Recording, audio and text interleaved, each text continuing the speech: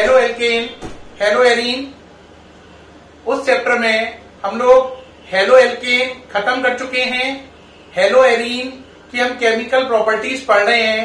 Hello arenes की preparation भी खत्म हो चुकी है। तो हेलो एरीन्स की जो केमिकल प्रॉपर्टीज हैं वो 4 ग्रुप में डिवाइड है। कितने में? 4। पहला है रिएक्शन विद एक्टिव मेटल, जो कि मैं पिछले वीडियो में कर चुका हूं। दूसरी है रिडक्शन। तीसरी है इलेक्ट्रोफिलिक सब्स्टिट्यूशन रिएक्शन। चौथी है न्यूक्लियोफिलिक सब्स्टिट्यूशन रिएक्शन। तो इस वीडियो में मैं reduction, electrophilic substitution reaction, nucleophilic substitution reaction, इन सबकी डिटेल करूंगा और हेलो एरीन्स फिनिश हो जाएगा, खत्म हो जाएगा। देखिए भाई, रिडक्शन सेकंड नंबर की प्रॉपर्टी है।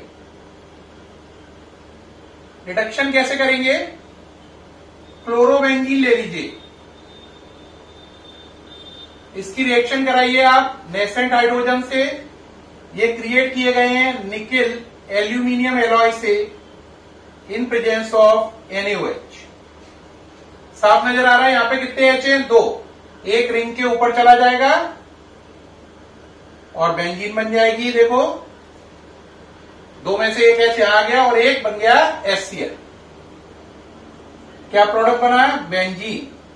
तो साफ नजर आ रहा है, क्लोरोबेंजीन का रिडक्शन कराने पर बेंजीन बन जाएगी।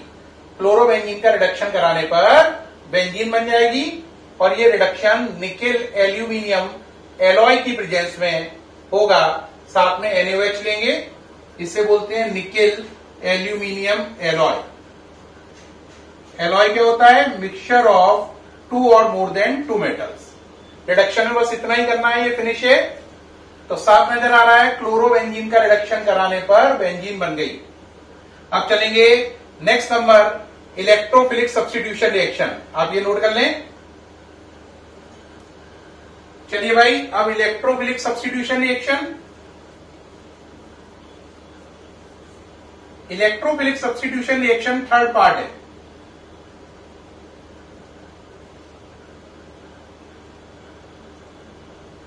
इलेक्ट्रोफिलिक सब्स्टिट्यूशन रिएक्शंस, इस कैटेगरी में अपन लोग पढ़ेंगे 5 रिएक्शन। कितनी? 5। आप कहोगे सर कौन कौन सी 5 पढ़ाने वाले हैं? पहली फ्रीडल क्राफ्ट एल्काइलेशन,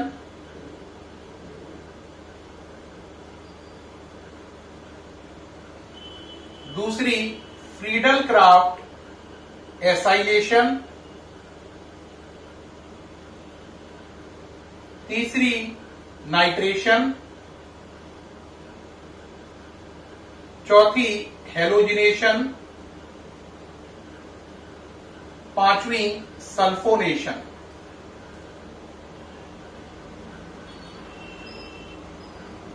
ये पांचों रिएक्शन को मिलाकर बोलते हैं इलेक्ट्रोफिलिक सब्स्टिट्यूशन रिएक्शन।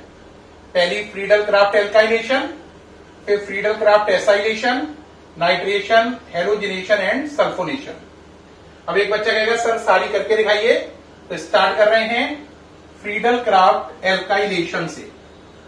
तो देखिए बेटा, फ्रीडल क्राफ्ट एल्काइलेशन,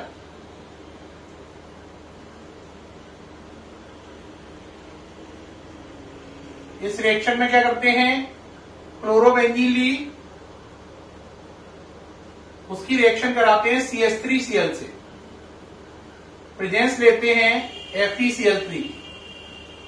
बेटा याद रखना, ग्रुप 2 टाइप के होते हैं, ऑर्थोपेरा और मेटा। ऑर्थोपेरा जो होते हैं वो तब माने जाता है जब बेंजीन के ऊपर CH3 लगाओ, C2H5 लगाओ, बेंजीन के ऊपर Cl लगाओ, Br लगाओ, I लगाओ। ये सब ऑर्थोपेरा डायरेक्टिंग ग्रुप है, जब बेंजीन के ऊपर ये सब लगाओ। मेटा डायरेक्टिंग ग्रुप में है COOH, CHO ग्रुप, है ना, ऐसे एमाइड ग्रुप। ये सब आपके मेटा डायरेक्टिंग ग्रुप है। कैसे? Meta directing. ऑर्थोपेरा डायरेक्टिंग ग्रुप जो होता है, O for ortho, P for पेरा, उनमें नई आने वाली चीज ऑर्थो और पेरा पे आती है, दोनों पे आती है। मेटा में केवल मेटा पे आती है, ऑर्थोपेरा में ऑर्थो और पेरा दोनों पर आती है। तो ये देख रहे हैं हम, ये कैसा ग्रुप है? ऑर्थोपेरा डायरेक्टिंग। अब चलिए भाई, क्या होगा, ये CH3 ऑर्थो और पैरा दोनों पे आएगा, यानी Cl एक CH3 इधर लगा लो ऑर्थो पे, और इसी प्रकार से Cl एक यहां पे लगा लो पैरा पर। अब एक बच्चा कहेगा बैलेंसिंग नजर नहीं आ रही, यहां एक रिंग है, यहां दो रिंग है। अरे भाई ये बैलेंसिंग इसलिए नजर नहीं आ रही, ये रिंग है 100, है ना, 100 में से 50 में CH3 इधर आया, 50 में नीचे आया, यानी कि जितनी ये रिंग होगी उसके आधे में ऐसा होगा, आधे में ऐसा होगा। दोनों पॉसिबिलिटी को दिखाया जाता है, इसको बैलेंस नहीं किया जाता। यानी हम ये मान रहे हैं कि जो नया CH3 है वो या तो ऑर्थो पे आएगा या पैरा पे आएगा। ये मान लो अगर ये रिंग 100 है, 100, तो 50 में ऑर्थो पे आएगा, 50 में पैरा पे आएगा। ऑर्थो का मतलब पास पास, पैरा का मतलब अपोजिट। ठीक, अगर आपको बैलेंसिंग चेक करनी हो ऐसे केस में, तो एक की दो रिंग नजर आ रही है ना, तो बैलेंसिंग में कंफ्यूजन है। तो अगर बैलेंसिंग चेक करनी हो तो एक रिंग को अपने हाथ से ढक लो, ये मानो वो वहां पर है नहीं, तो किसी एक रिंग को ढक लो, इसे ढक लो, मान लो ये नहीं है। अब देखो साफ नजर आ रहा है, यहां पर CH3 आया, लाइन खींच गई, लाइन खींचने का मतलब H बाहर गया, क्या बाहर गया, H, और ये वाला Cl मिलकर HCl। एक बच्चा कहेगा नहीं सर ऐसे नहीं, मैं तो इस रिंग को ढकूंगा, इसको ढक लो, देखो इसको ढका तो देखो यहां पे लाइन आ गई, क्या निकल गया, H, और वो Cl मिलकर HCl। यानी इसमें बैलेंसिंग चेक करने के लिए एक रिंग को ढककर बैलेंसिंग की जाती है। असली में दोनों प्रोडक्ट बनते हैं, क्योंकि ये 100 रिंग लोगे तो 50 में ऐसा होगा, 50 में ऐसा होगा। ये है फ्रीडल क्राफ्ट एल्काइलेशन। फिर आता है Friedel Crafts acylation. Friedel Crafts acylation. Friedel Crafts acylation में क्या करते हैं, क्लोरोबेंजीन लिया, इसकी रिएक्शन कराई CH3COCl से, है ना। यहां पर एक बात यहां पे करेक्शन कर लीजिए, यहां पर FeCl3 की जगह आपको लिखना चाहिए एनहाइड्रस AlCl3, और यहां पे भी आएगा एनहाइड्रस AlCl3, ये ज्यादा अच्छा कैटालिस्ट है। फिर वही काम होगा, क्या होगा कि आधी रिंग में COCH3 ऑर्थो पे आएगा यहां पर, यानी ये रिंग 100 है तो 50 में COCH3 इधर आ गया, और शेष बची 50 में COCH3 कहां आ गया, पैरा पर, है ना। बैलेंसिंग चेक करनी है तो एक रिंग को ढक लो, साफ नजर आ रहा है कि भाई यहां पे लाइन आ गई, लाइन आने से कौन बाहर निकला, H, COCH3 हट गया, H, जो लाइन आने से H बाहर निकला वो इस Cl के साथ मिलकर क्या बना लेगा, HCl। ये बन गया प्रोडक्ट, ठीक है, ये प्रोडक्ट बन गए। अब इसके नाम रखना बहुत ही सरल है। इसका नाम क्या होगा, आप कुछ भी रख सकते हैं। आप इसे बोल सकते हैं, क्या बोल सकते हैं, बोल सकते हैं 2 क्लोरोटोलीन और 4 क्लोरोटोलीन बोल सकते हैं। ऐसे इसे क्या बोल सकते हैं, इसे बोल सकते हैं 2 क्लोरो एसिटोफिनॉल, इसे बोल सकते हैं 4 क्लोरो एसिटोफिनॉल, 4 क्लोरो एसिटोफिनॉल।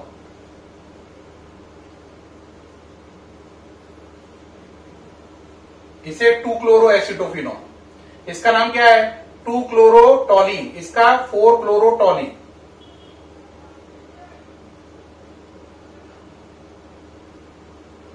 ये इनके नाम है। इसका 2 क्लोरो कर देना, ऐसे इसका क्या कर देना, 2 क्लोरो एसिटोफिनॉल। तो ये हो गया फ्रीडल क्राफ्ट एल्काइलेशन और एसाइलेशन। डबल लिंक क्यों बनानी पड़ रही है, क्योंकि ऑर्थो पैरा डायरेक्टिंग ग्रुप है, जो Cl बेंजीन के ऊपर लगा है उसकी नेचर ऑर्थो पैरा डायरेक्टिंग है, इसलिए आपको डबल डबल लिंक का फॉर्मेशन करना पड़ रहा है। तो फ्रीडल क्राफ्ट एल्काइलेशन और एसाइलेशन हो गया।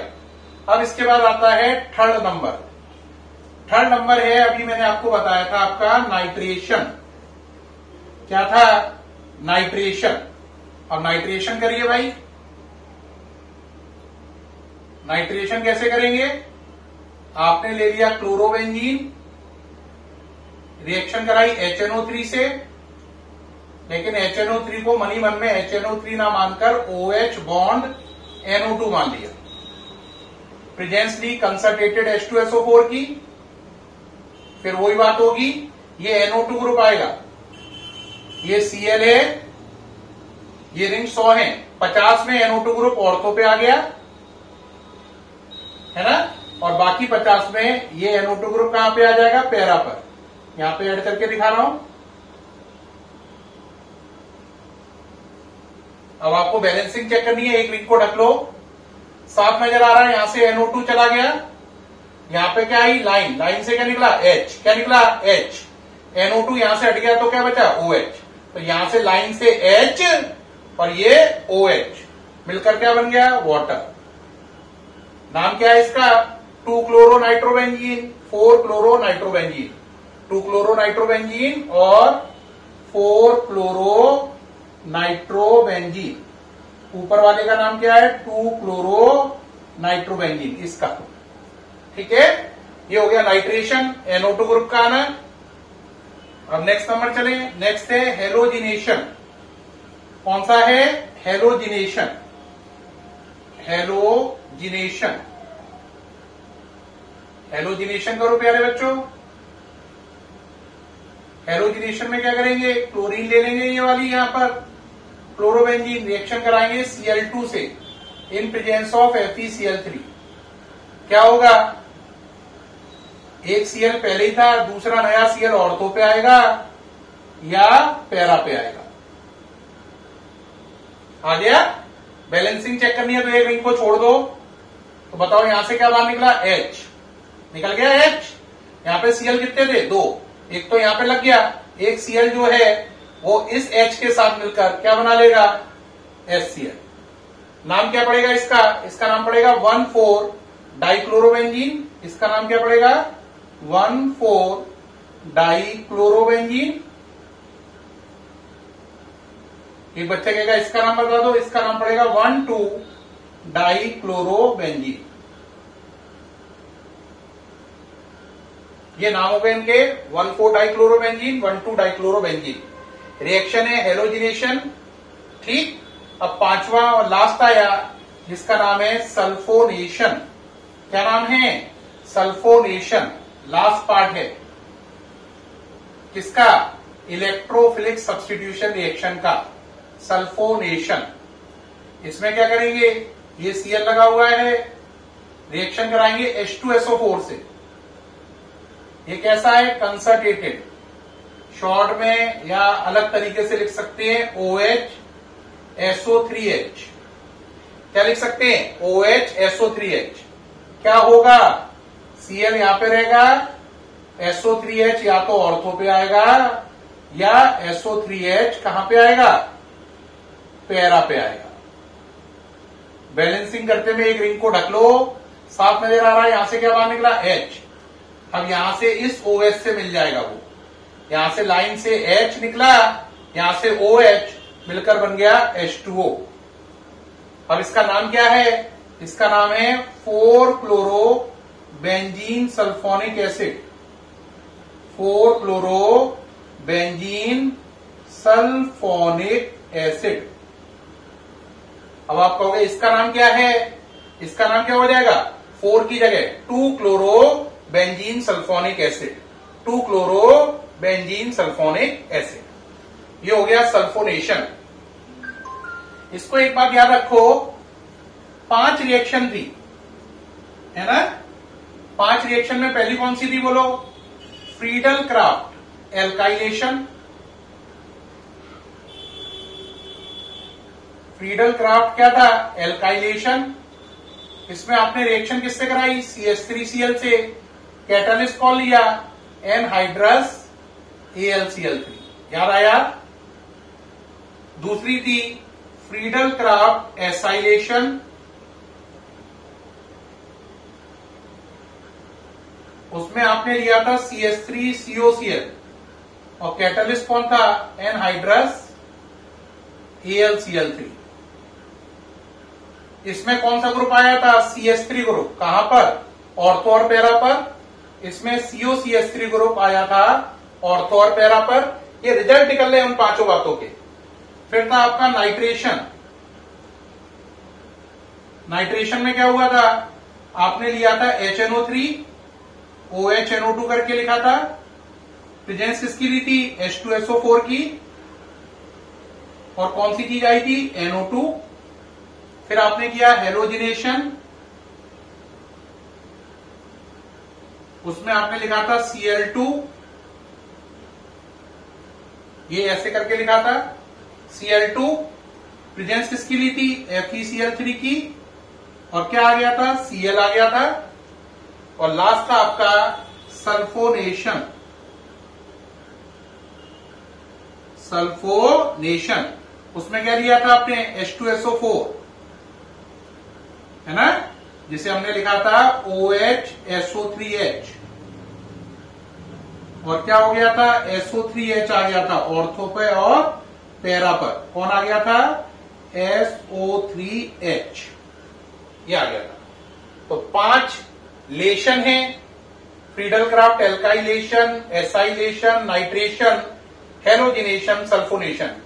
5 लेशन है, इनको 5 लेशन ना बोलकर नेशन याद रखो। नेशन मैंने कंट्री, NETIO है, तो आपको लेशन की जगह नेशन नाम से याद रखो। 5 लेशन है, Friedel craft alkylation, Friedel Crafts acylation, nitration, halogenation और सल्फोनेशन, है ना। पहले में H हटके CH3 आता है, दूसरे में H हटके COCH3 आता है, तीसरे में H हटके NO2 आता है, चौथे में H हटके Cl आता है, और पांचवें में H हटके SO3H आता है। ये हो गया पूरा। इसके साथ ही हेलो एरीज की आपकी खत्म हो गई इलेक्ट्रोफिलिक सब्स्टिट्यूशन रिएक्शन। अब लास्ट आता है न्यूक्लियोफिलिक सब्स्टिट्यूशन रिएक्शन। उसको करते ही आपका क्या खत्म हो जाएगा, हेलो एरीन्स। तो अब आई आपकी न्यूक्लियोफिलिक सब्स्टिट्यूशन रिएक्शंस। अच्छा लग रहा है बच्चों, लग रहा होगा, हाँ बहुत बढ़िया, जल्दी जल्दी सर करा रहे हैं, चैप्टर बहुत जल्दी खत्म हो रहा है। अब इस कैटेगरी में आप 3 रिएक्शन पढ़ेंगे। कितनी, 3। पहली रिएक्शन पढ़ेंगे इस कैटेगरी में, फर्स्ट नंबर, वो है reaction with CuCN in presence of pyridine. क्या करते हैं आप, Cl लेते हैं बेंजीन के ऊपर, रिएक्शन कराते हैं CuCN से, प्रेजेंस लेते हैं प्रीडीन की, यहां से CuCl निकल जाता है, रिंग के ऊपर क्या आ जाता है, Cn, बाहर निकल गया CuCl, नाम है साइनोबेंजीन। क्या नाम है, साइनोबेंजीन, या इसका दूसरा नाम है बेंजीन नाइट्राइल। बहुत काम का कंपाउंड बना है, बेहद अच्छा कंपाउंड। नोट करें, जल्दी से नोट करें।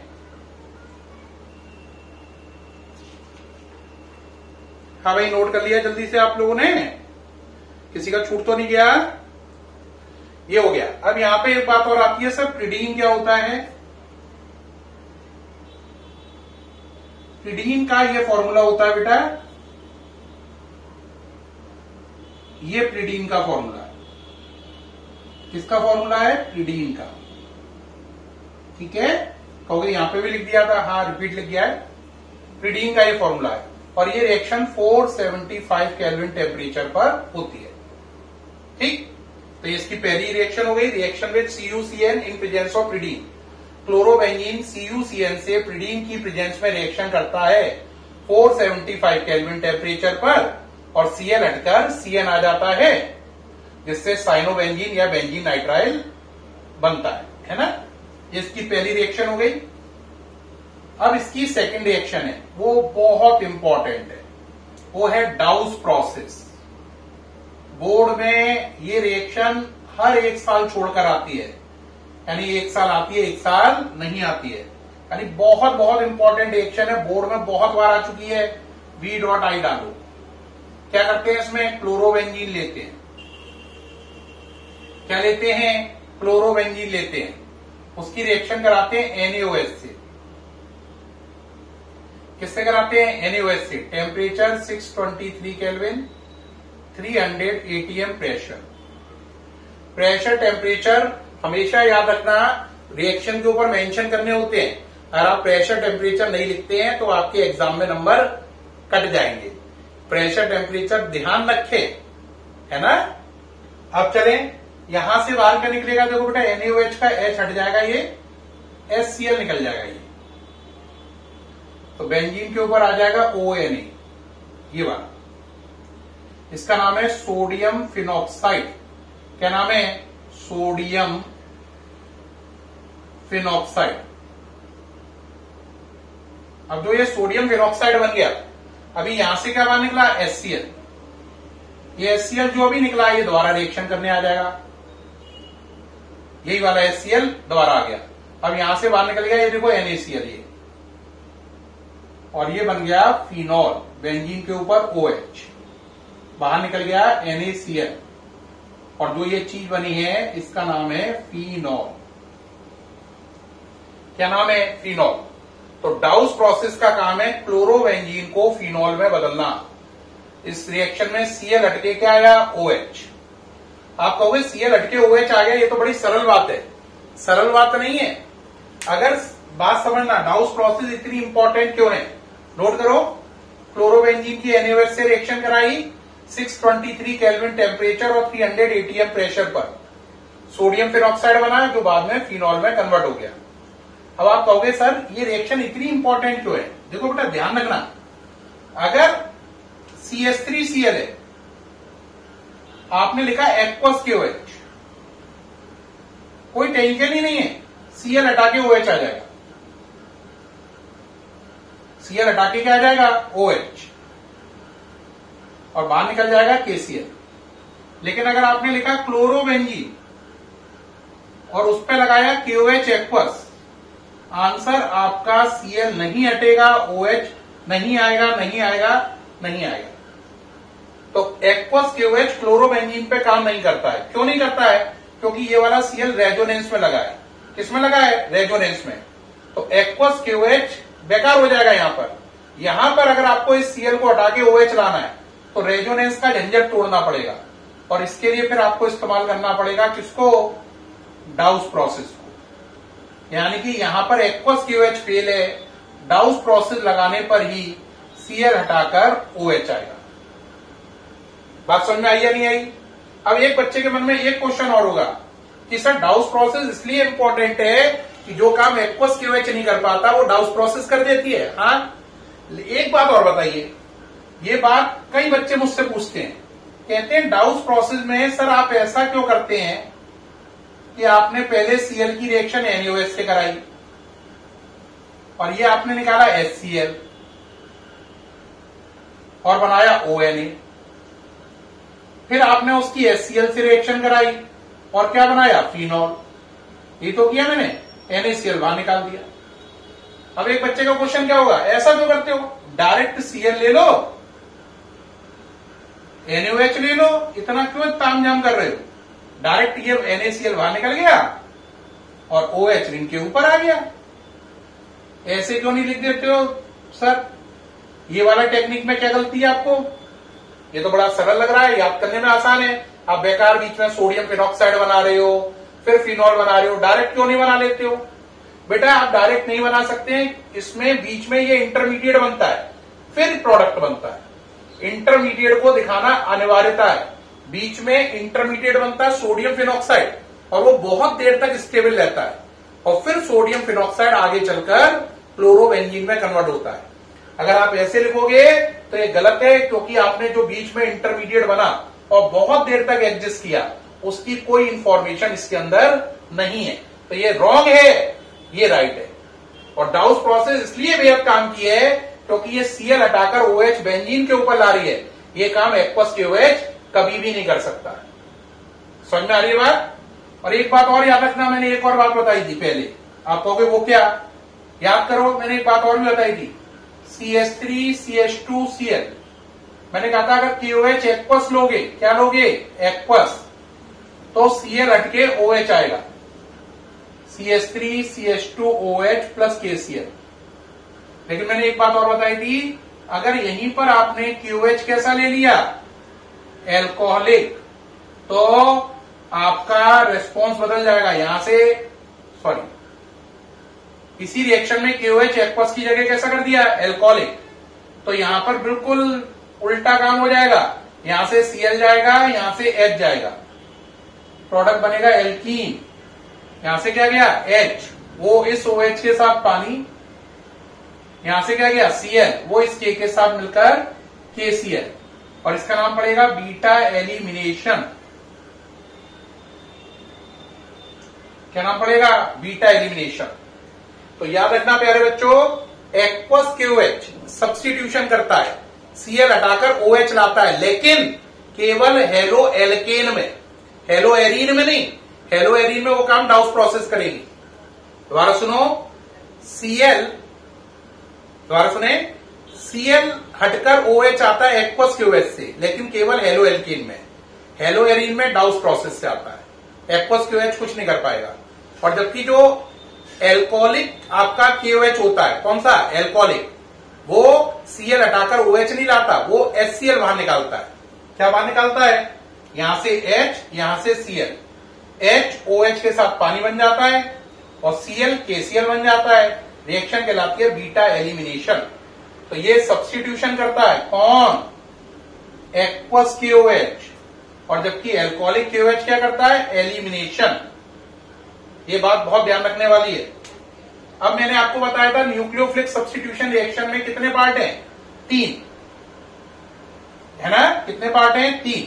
पहला था, बोलो कौन सा था, पहला था reaction with CuCN in presence of pyridine, ये था। दूसरा था डाउस प्रोसेस, ये हो गया। अब थर्ड और लास्ट आया फॉर्मेशन ऑफ एनिलीन, लास्ट है ये। इसके साथ ही हेलो एरीन खत्म हो जाएगा, फॉर्मेशन ऑफ एनिलीन। इसमें क्या करते हैं, क्लोरोबेंजीन लेते हैं, इसकी रिएक्शन कराते हैं अमोनिया से, NH2.H से, ये NH2H से कराते हैं, और साथ में लेते हैं Cu2O। क्या लेते हैं, Cu2O, ठीक। क्या लेते हैं, Cu2O। टेम्परेचर 475 केल्विन, प्रेशर होता है 60 atm। प्रेशर टेम्परेचर जरूर याद रखें, इसकी 2 यूनिट ले लो, इसकी भी 2 यूनिट ले लो। अब क्या होगा बोलो, ये 2 Cl हैं, ये हट गए, इनकी जगह 2 NH2 आ गए। देखो 2 Cl हट गए, 2 NH2 आ गए। तो देखो Cl हट गया, NH2 आ गया, और 2 यूनिट बन गया।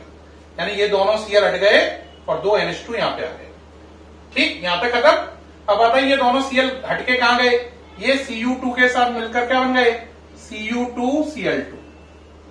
ये दोनों Cl Cu2 के साथ मिलकर Cu2Cl2 क्यूप्रस क्लोराइड बन गया। अब आता है ये 2 H हैं, ये वाले 2 H हैं, इनका क्या होगा, ये इस O के साथ मिलकर H2। दोबारा ध्यान दो, ये 2 Cl हटे, 2 NH2 आ गए, है ना। अब ये 2 Cl जो हटे वो Cu2 के साथ मिलकर Cu2Cl2 हो गया, और ये 2 H, ये वाले 2 H इस O के साथ मिलकर पानी बन गए, और ये प्रोडक्ट बना एनिलीन। बेंजीन के ऊपर NH2 को क्या बोलते हैं, एनिलीन। तो ये हो गया formation of aniline.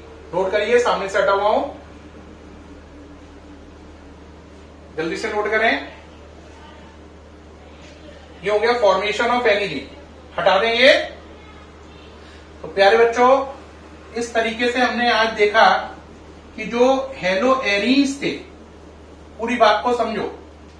Hello arenes जो थे उनकी केमिकल प्रॉपर्टीज जो थी, केमिकल प्रॉपर्टीज किसकी, हेलो एरीन्स की। केमिकल प्रॉपर्टीज किसकी थी, हेलो एरीन्स की। उन्हें पहला पार्ट क्या था, 4 पार्टों में डिवाइड किया था। पहला था reaction with active metal, reaction with active metal. दूसरा था आपका रिडक्शन,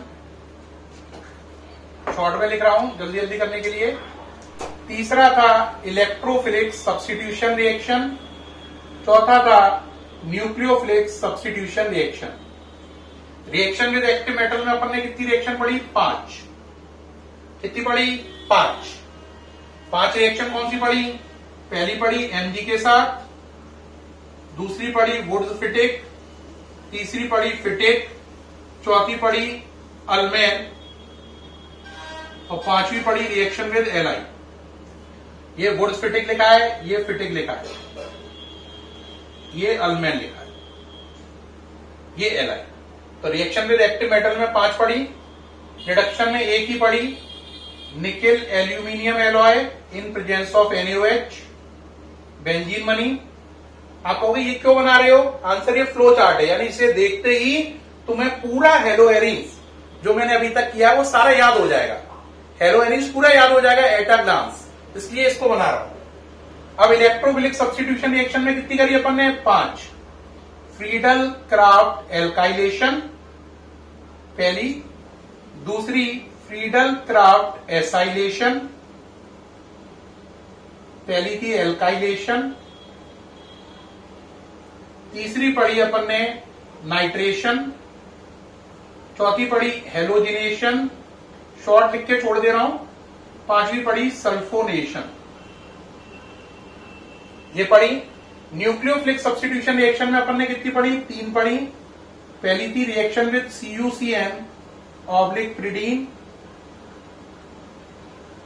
दूसरी पढ़ी डाउस प्रोसेस और तीसरी पढ़ी formation of aniline. Formation of aniline ये पूरा फ्लो चार्ट है इसका, chemical properties of halo arenes का।